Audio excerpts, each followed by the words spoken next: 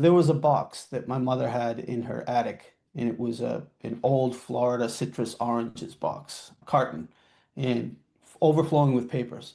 And she, about 10 to 12 years ago, she gave it to me and said, Eddie, I want to give you these documents. They're your grandfather's documents. I don't know what's in them, but they're yours now. So I said, okay, great.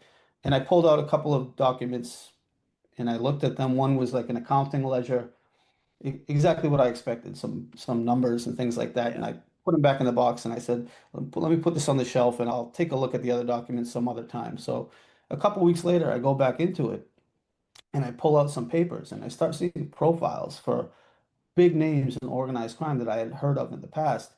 Jerry Angulo, Raymond Patriarca, profiles on racketeers, Bernie McGarry, Doc Sagansky, all these huge folklore names from Boston, gambling and numbers and mafia times from the 1950s to the 1960s.